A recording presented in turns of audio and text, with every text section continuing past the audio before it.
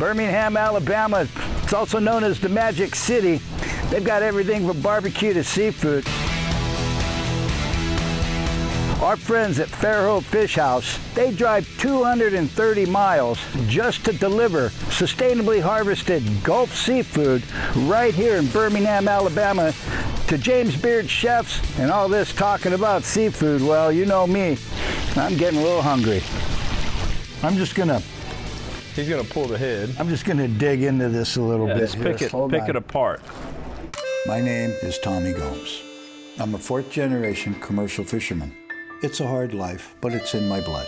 I want you to meet the farmers of the sea who work so hard to bring the freshest seafood to your dinner table. It's not an easy living. Long hours, filled with uncertainty, and there's no guarantees, but man, is it worth it.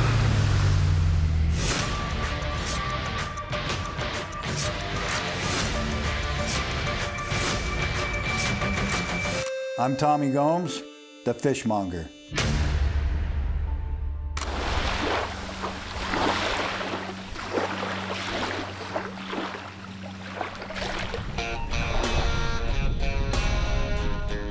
Sweet Home, Alabama is where we're at, sitting on the dock of a bay, waiting for Jake and Dustin. You remember them from Fairhope Fish House. You know, when we get back, we don't think about how we can get a check most of the time. We're trying to think about what we can do to improve this business. We're getting up and getting out of here. We're going fishing in Alabama with the Fairhope Fish guys. Come aboard.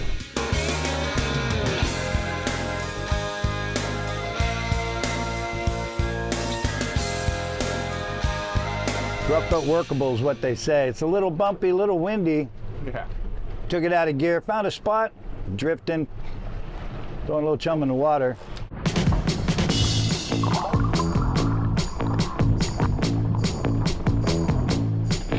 Oh, look at that snapper. That's a beautiful fish. Oh, yeah.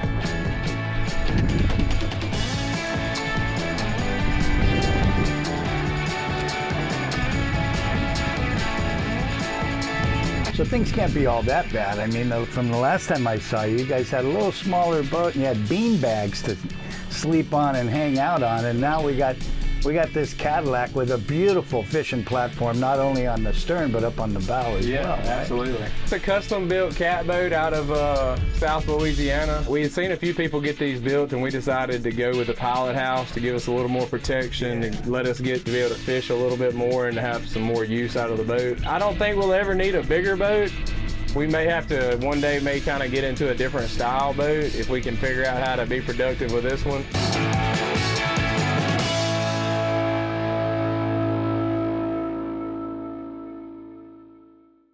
Birmingham, Alabama, 230 miles from the coast. Not really a coastal town, but it's a foodie town. They've got James Beard chefs. We've got Fairhope Fish House delivering seafood to you and yours here in Birmingham, and we're gonna go enjoy it.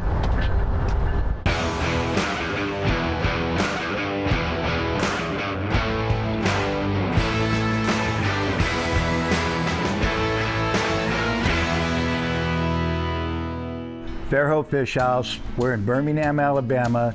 These guys drove 230 miles to bring you fresh, local fish. Oh yeah. Yeah. Oh yeah. And this is what you made us. And this would be dinner for two? Dinner for two or one if you're willing to, you know, tackle it. I'd be a dinner for one for me, I know that. Yeah. So tell me what you got going on here, and I'm gonna help myself. Yeah, go for it, man. So what we have is a flounder a la Meunier, and a Meunier is basically a brown butter caper sauce, right? Gigged flounder, straight from Fairhope Fish House, and you know, it kind of hits home for me because I'm from the Gulf Coast, and I grew up gigging flounder, spearfishing the jetties, and going crabbing, so I kind of leaned into that pretty heavily with this dish. So we deboned it completely and then stuffed it full of lump crab and you know, capers and a nice lovely bechamel, and really just let the ingredients speak for themselves. I'm all about, you know, rustic food done properly. So are you getting a lot of the lump crab coming in? Yes, yeah, super expensive, but kind of worth it, you know, just because it highlights, you know, the crab itself. Yes. Yeah. Nice job. Awesome, I appreciate that. Yeah, we cooked it in the oven, crisped up the skin, very nice. Oh my gosh. Yeah. This is really nice. This fish has a nice creamy texture to it. It's got great flavor. And now how often are you getting this in? We're getting this in, the flounder, 2 times a week, straight from Fairhope. You're actually creating jobs within your community by buying local, sustainably harvested seafood. 100%. I like to think that we're kind of bridging the gap between some of the farmers and fishermen and cattlemen, and bridging that gap as chefs to the community and being able to kind of tell their story and tell our story along the way. Where do you see your seafood program going from here? Hopefully expanding. Hopefully we're an ever-growing restaurant and we have a full raw bar that offers tons of options, but I'd like to open, multiple restaurants down the road and kind of have a seafood empire, because seafood really, hits home to me. And, coming from the beach and coming from the Gulf Coast, I want to expand on that and try and teach the community what good seafood really is.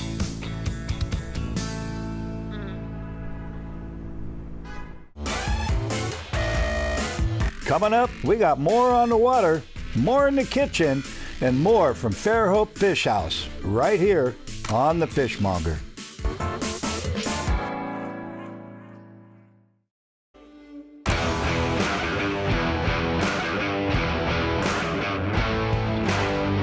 We've been here on this spot for about 15 minutes and we got, maybe 1 basket of fish. It's kind of slow. Not sure if it's a predator there or just fish just not want to really cooperate, so we're gonna move and check another spot. Usually what we do is we bounce around to a bunch of spots. We find one that's really loaded up with fish. We'll fish it for a while and catch me can off of it and then move on to another one. But we also try not to stay on one spot too long. Even if they are biting good, we try to roll on to the next one.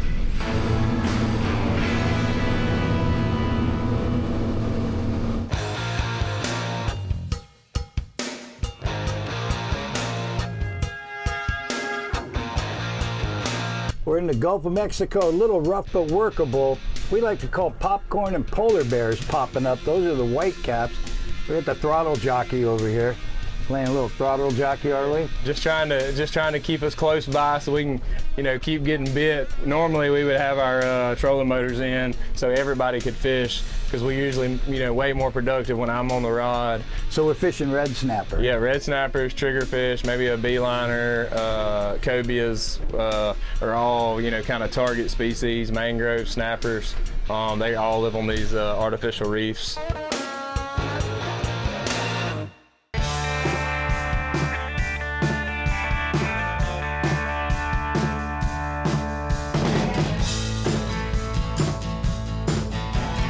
So delivering fish, it's not for everybody, and you drove 230 miles to bring this. What'd you bring in? Flounder. Flounder, yeah. Not a fluke, but a flounder. And from what I understand, you gig these along the shoreline because of a phenomenon called Jubilee. We gig them during Jubilees, and then on a normal night, we have guys out on boats gigging also. And they bring that fish in? Every morning. And you bring it in here? Yep. And how many restaurants are you picking off as you come up in here? You can't just drop off to one, can you? No, we usually average about 6 or 7 restaurants in Birmingham every delivery. That works. So, needless to say, it's essential to get that fish here in a hurry, and we're going to the essential. That's right. Let's eat.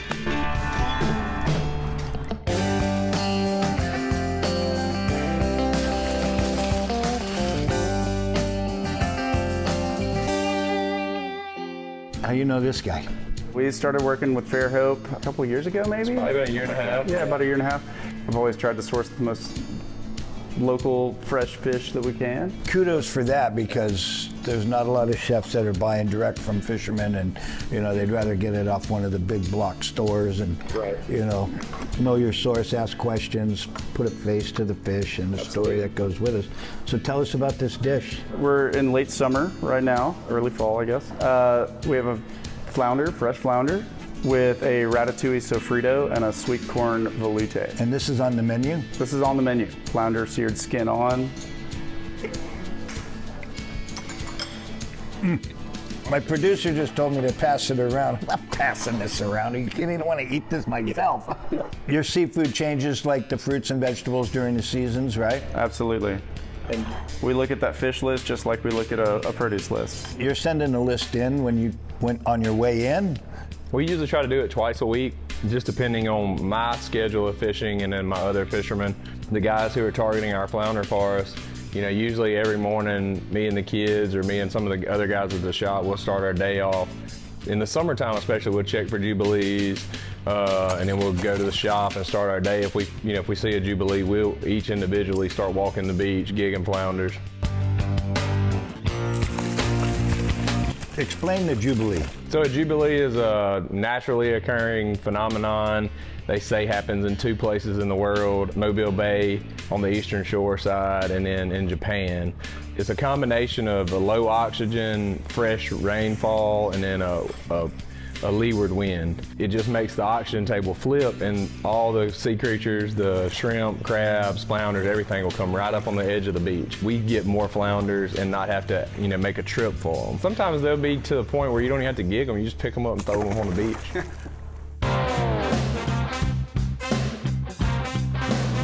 It's essential for you to come to the essential. Couldn't resist. And eat. I couldn't. Like I was saying, you got to come down here and you got to check it out. Most importantly, you need to remember that when it comes to seafood, American harvested sustainable seafood is really truly where it's at. It's not coming off the back of a truck in a box, and if it is, it's driven by guys like this from Fairhope Fish House. I'm taking this home.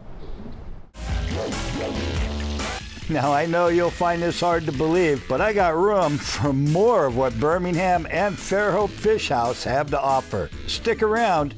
You're watching The Fishmonger.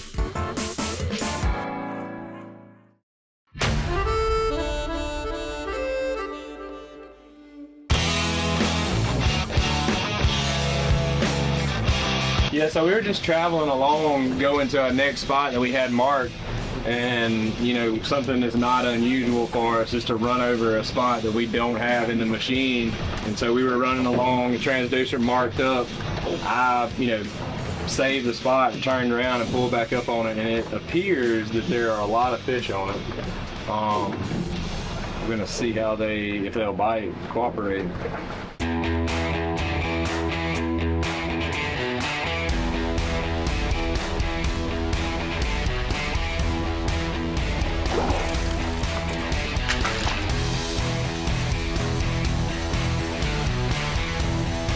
Fishing about with a boat, the Austin Trader. What they're doing is they're anchored here in the Gulf, waiting to clear customs to bring in commerce, grains, pickup oils, things like that. However, rumor has it there's cobia underneath them. We got the boys on the bow, slinging baits, big swim baits. We're going cobia fishing.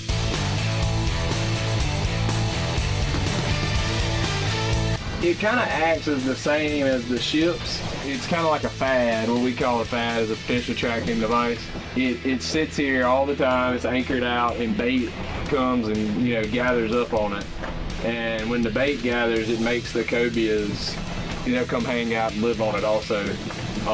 They'll hang out up under it, and they associate with it because the amount of bait is here. And you can see on the screen how there's a lot of bait hanging out kind of in the middle of the work column. So what do you guys got going on next? Like today, we, went out, targeted red snappers. What we'll do is, offload these fish. We have to do it by a certain time. We'll take them back to our shop. We just caught them. We'll take them over there. Tomorrow, some of them will be processed as filet, skin-on product. It'll go out to restaurants. Some will be sold in the shop, and then some will be sold as whole fish. We're gonna go check out your brick and mortar? You can do that? Let's do it.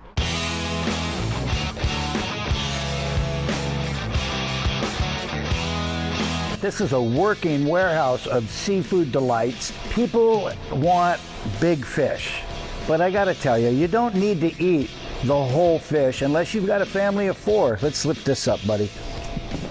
Look at these beautiful snapper.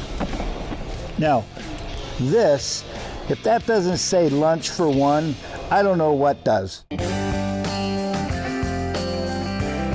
Hanging around a little bit, here's my favorite, the Pacific Opa. 7 different kinds of meat in that fish. So we got snapper, you've got some salmon. Is that yesterday's mahi that we caught? Look at that, huh? These are the larger V-liners, or vermilions. Okay. Nice trigger fish too. Triggers. That's a beautiful fish, right? So this is the one, this is the size that the chefs That's want. that's what most restaurants want. Yeah, because you Pour-up get the fish. portions out of that. I love this. Let's check out the retail shop, shall we?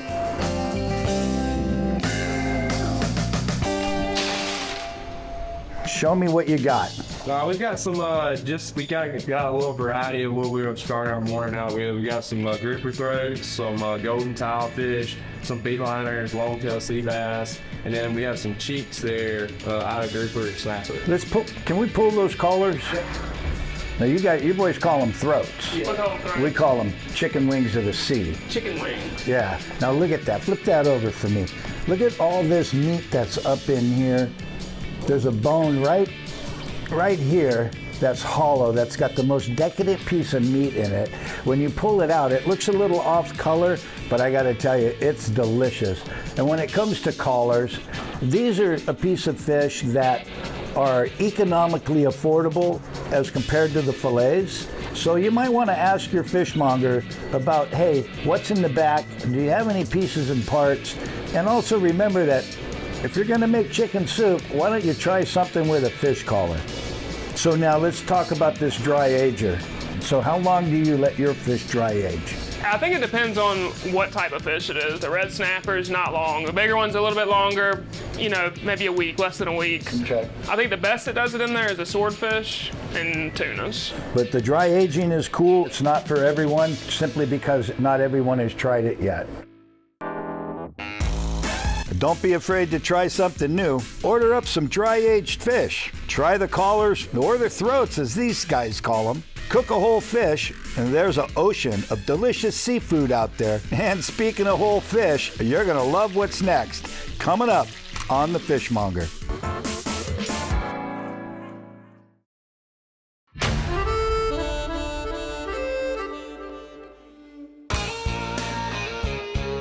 We got one more stop on our tour of Birmingham seafood scene. Dustin, he might have saved the best for last. Let's check out the bayonet.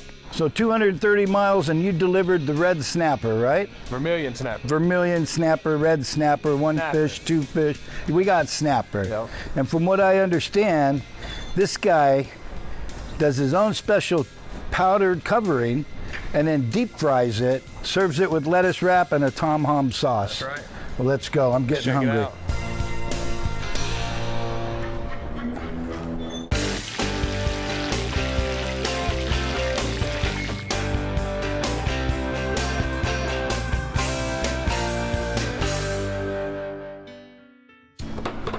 Whole snapper, Gulf caught, Yep. rod and reel. Chef, how are you? I'm good. How are you? Correct me if I'm wrong, because I'm always wrong. Tom John sauce. Mm-hmm. Nice. Tom John. And tell me how to eat this and how you want it done. Absolutely. So this is a vermilion snapper, and then so Sam means to wrap, and so basically we're going to turn this guy over, and we're going to take a little off. Take us a little piece of lettuce here. We're just gonna make like a lettuce wrap, huh? Basically, just make a little Look at lettuce that wrap. skin, how crispy that Super skin crispy. is. So we do, it's kind of like a tempura, but it's made with rice flour, xanthium gum, and tapioca, Really? and a little water, and it gets super crispy. How often are you bringing fish in here? We same deal 1 to 2 times a week.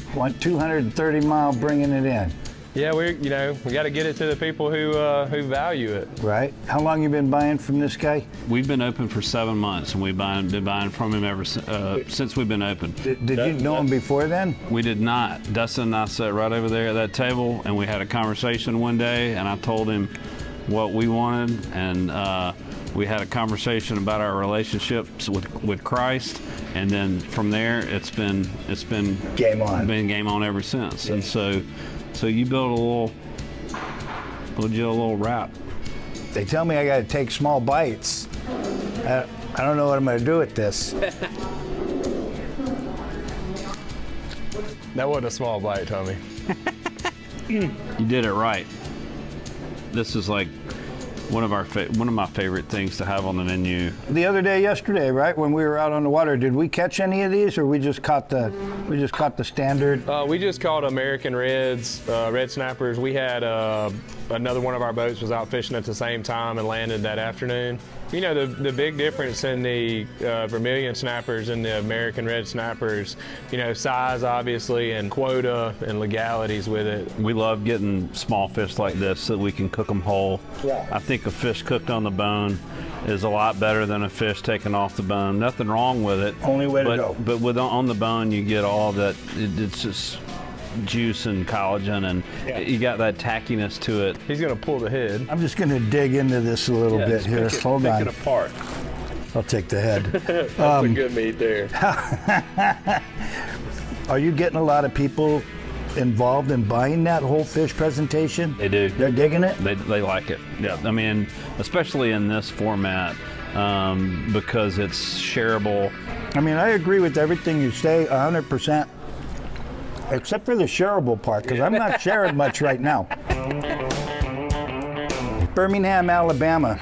You know, I'd never been here before. This is a foodie town. We had some incredible seafood dishes brought to this city by our friends at Fairhope Fish House, 230 miles away. And why is that important to mention? Because you, the viewers, can go to cities around this great nation and ask questions about where that restaurant gets their seafood from. If it's fresh and it's local, coming from a fisherman or a trusted fishmonger, well, like me, you know that you're getting the best and quality seafood. Ask questions, know your source, and support the American commercial fisherman. Thanks for watching The Fishmonger. We got more fish tails, snappers, groupers, and tuna swimming your way.